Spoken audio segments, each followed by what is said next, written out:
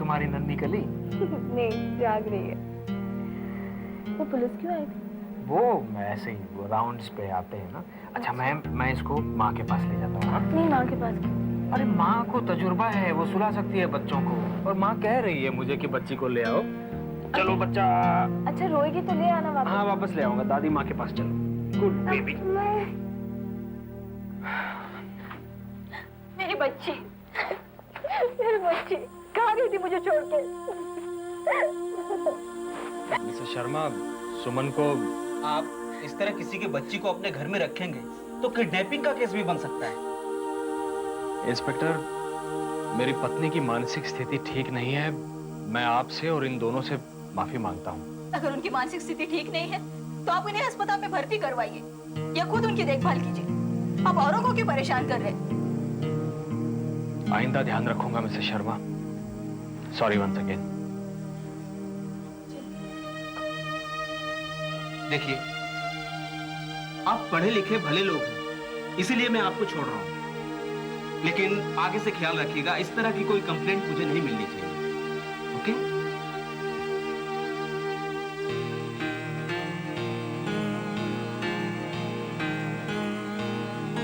बाबूजी, मेरी तो कुछ समझ में नहीं आ रहा है कि क्या किया जाए। अब करने को बाकी क्या है? उसे मायके भेज दो ताकि उसकी माँ को पता चले हम लोग क्या भुगत रहे हैं। शाबाश, तुम किसी किस्म की सलाह दे सकते हो। कौन सी गलत सलाह दी है मैंने? हाँ, आज उसकी हरकतों की वजह से घर तक पुलिस आ गई है। अब और किस चीज का इंतजार बाकी है? ये सब तुम्हारी वजह से हुआ। मैंने क्या किया है? मैंने उसे कहा था कि पराये बच्चे को उठाकर घर में ले आओ। अगर एक बच्चा अडॉप्ट कर लेने से सुमन की तबीयत ठीक हो जाती तो तुम मना क्यों करती रही? अब वो ठीक होने वाली नहीं है, उसे बेट देना ही अच्छा रहेगा। माँ, ये आप कैसी बातें कर रही हैं? हम भाभी को यहाँ से कहीं जाने नहीं देंगे। अब से मैं हमेशा भाभी के पास रहूंगी। मीतू, सवाल सुमन के पास बैठने का नहीं है, उसे इस दौरे से बाहर निकालने का है। अमित, क्यों ना किसी दूसरे डॉक्टर से सेकंड ओपिनियन ले लें? नहीं बाबूजी, सुमन को डॉक्टर के ओपिनियन की जरूरत नहीं है। सुमन को इस परिवार की इमोशनल सपोर्ट की जरूरत है, और अगर ऐसा ही इमोशनल सपोर्ट मिलता रहा तो जिंदगी में कभी वो ठीक नहीं हो पाएगी। भैया, क्यों ना हम भाभी को कहीं बाहर घुमाने ले चले? और दूसरी बात, हाँ, ताकि बाहर किसी बच्चे को उठा कर ले आए तो हमारी मदद करने के लिए कोई ना हो। पागलों को बंद करके रखते हैं, बाहर घुमाने नहीं ले जाते। हाँ, सुमन पागल नहीं है। तुम मानो या ना मानो, मगर सुमन पागल है और है, और उसे पागल खाने भेजना चाहिए।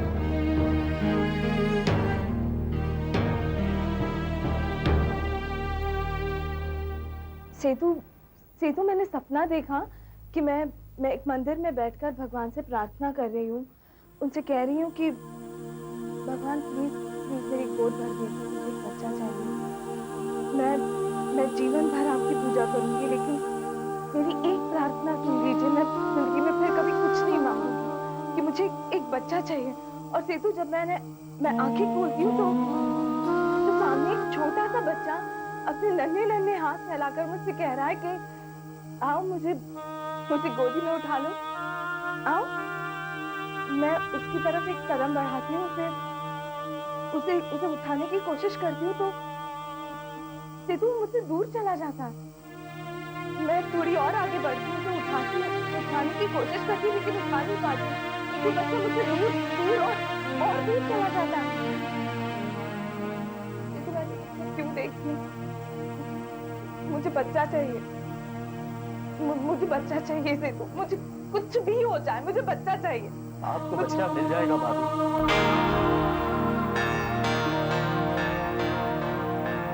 आपको कोई सपने वाला बच्चा नहीं, बल्कि मैं आपको अपना बच्चा दूंगा। तुमने क्या कहा? सेतु, दोबारा कहो, तुमने क्या कहा? मैं आपको अपना बच्चा दूंगा, ये मेरा वादा है। मैंने सोच लिया है, मैं जल्दी शादी करूंगा। शादी के बाद जो पहला बच्चा होगा वो मैं आपको सौंप दूंगा। वो आपका बच्चा होगा, आप ही उसकी माँ होगी। वो आपका बच्चा होगा, वो आपका बच्चा होगा।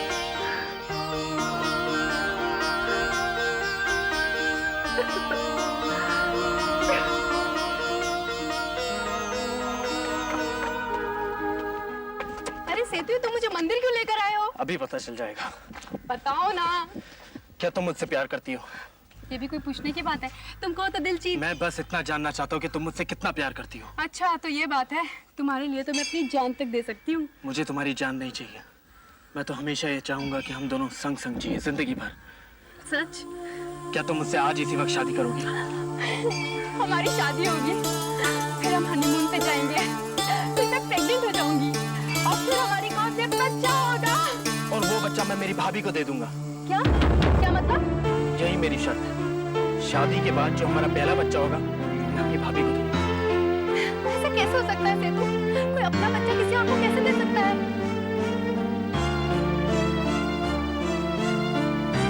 मुझे तुम्हारा जवाब मिल गया। अरे कहाँ जा रहे हो? देखो मुझे बच्चे बहुत पसंद है। नाराज मत होना तुम ऐसे। मैं तुमसे नाराज नहीं हूँ। नाराज तो मैं अपने आप से हूँ। तुम अपनी जगह सही हो, मैं अपनी जगह सही हूँ। मुझे लगता है यहीं से हमारे रास्ते अलग होते हैं। Good bye.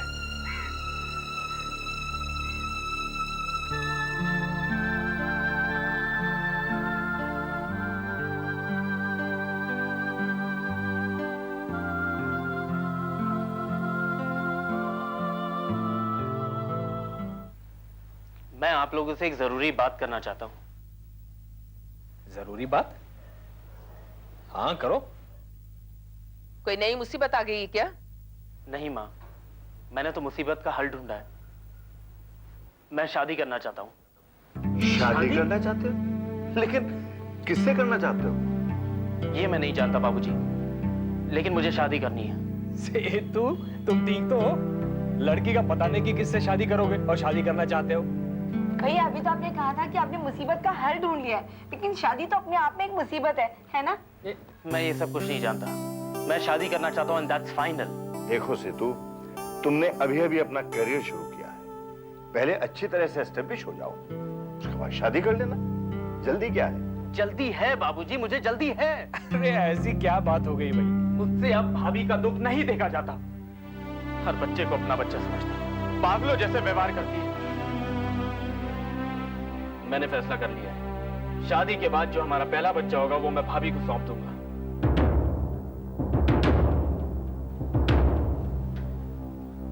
सेतु, बेटा मैं तुम्हारे जज्बातों को समझ रहा हूं, लेकिन भाभी की खुशी के लिए किसी और लड़की की खुशी का गला घोट देना, ये बात ठीक नहीं है। मुझे ठीक नहीं लग रही ये बात। और अभी अभी बाबूजी ने कहा ना, पहले अपने करियर को देखो, सेटल हो जाओ, और शादी कर लूंगा मतलब कहां से शादी कर लूंगा? कहां से आएगी लड़की? हाँ? वो है ना वो प्रिया, वो तो एक पैर पे खड़ी है भैया से शादी करने के लिए। नहीं मीतू, प्रिया अब समझदार हो गई है, उसे मेरी ये शर्त मंजूर नहीं है। शर्त? कौन सी शर्त? यही कि शादी के बाद जो हमारा पहला बच्चा होगा वो मैं भाभी को सौंप दूंगा। तुम्हारा दिमाग तो ठीक है? अमित तुम चुप रहो। सेतु ने फैसला कर लिया है और वो फैसला मुझे मंजूर है। हाँ आप भी।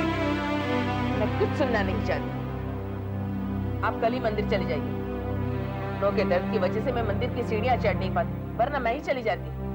और हाँ, पंडित जी से कहिएगा कि शादी का अच्छा सा मुहूर्त निकाल कर दे, और वो भी जल्दी का।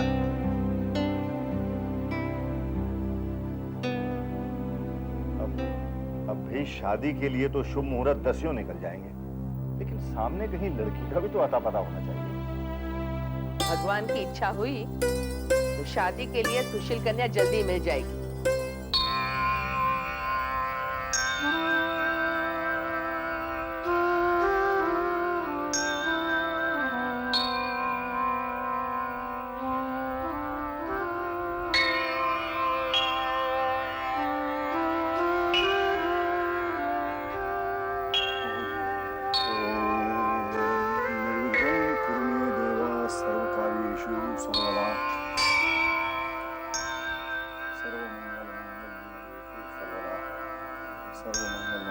शिव सर्वार्थ साधिके शरण्ये त्र्यंबके गौरी नारायणी नमोस्तुते। पंडित जी नमस्कार।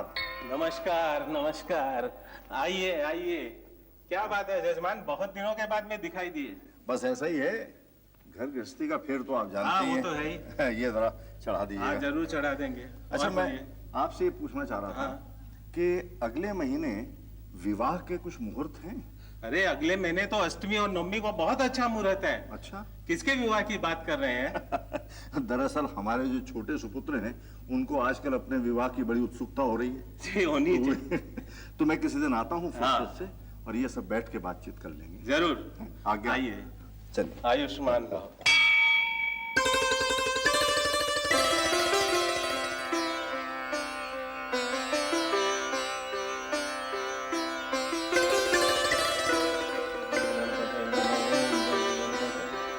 ओम गं गणपतये नमः। ओम गं गणपतये नमः। ओम गं गणपतये नमः। ओम गं गणपतये नमः। ओम गं गणपतये नमः। ओम गं गणपतये नमः। ओम गं गणपतये नमः। सदा सुखी रहो। ओम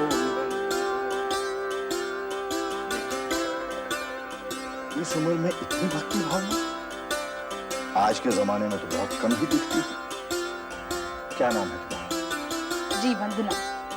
वंदना। जैसा नाम वैसा ही काम। जीती रहो बेटी, खुश रहो।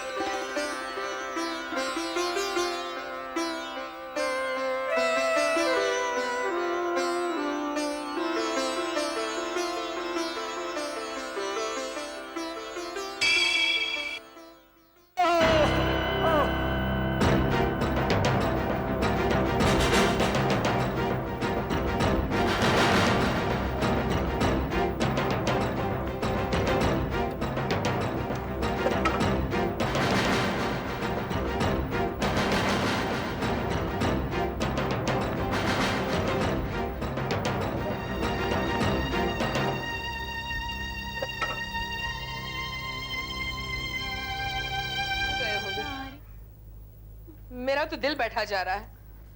हो सकता है किसी काम से किसी से मिलने चले गए हो माँ।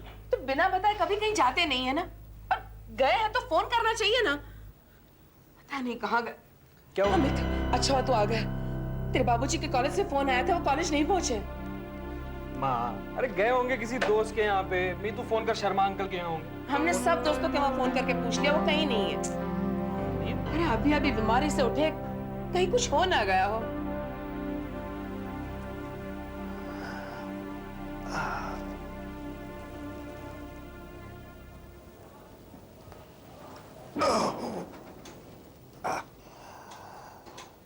अरे रे, आप उठ क्यों गए? आप लेटे रहिए ना। मुझे यहाँ कौन लाया? जी मैं, और कौन। वैसे आप गिरने के बाद बेहोश हो गए थे। ये तो अच्छा हुआ मेरे घर पे क्लिनिक है और माँ के असिस्टेंट्स भी थे। मेरी माँ डॉक्टर है ना। वैसे आपको होश आया था, लेकिन दर्द के कारण आपको इंजेक्शन देना पड़ा। अब दर्द कैसा है आपका? दर्द है भी बेटा, नहीं भी है। तो ये लीजिए, हल्दी का दूध पी लीजिए, आपको आराम मिल जाएगा।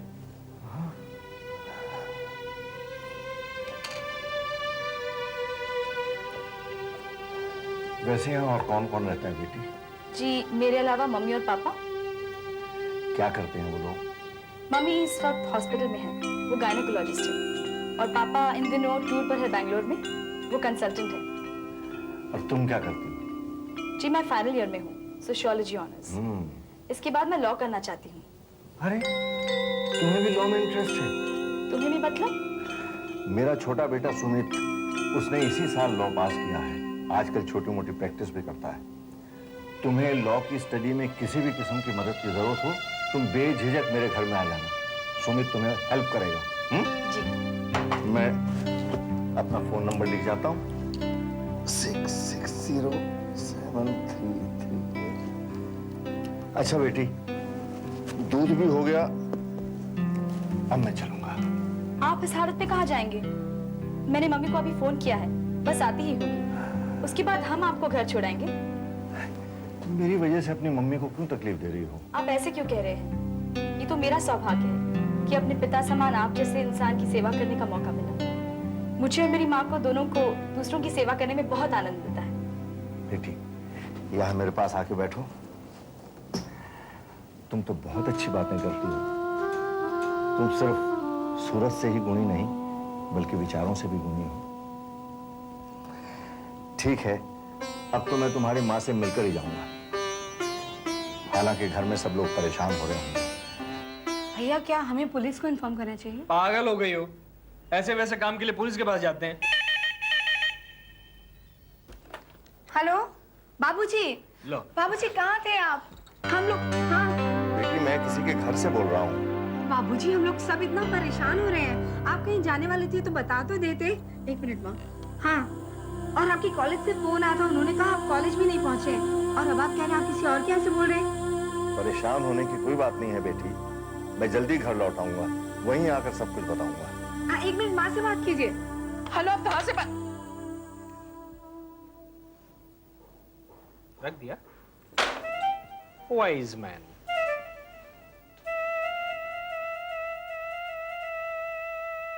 मैंने कहा था ना मेरे घर के सब लोग परेशान हो जाएंगे, लेकिन जब मैं उन्हें बताऊंगा कि मैं एक बहुत ही गुणी नेक बिटिया से मिलकर आया हूं तो उन सबकी परेशानी दूर हो जाएगी। हमारे घर में जरूर आना बेटी। जी हाँ, जरूर आऊंगी मैं। आपको भूख लगी होगी, मैं कुछ खाने के लिए लाती हूँ। अरे अब इतनी तो सेवा कर दी तुमने मेरी, और क्या क्या खिलाओगी? लगता है माँ आ गई।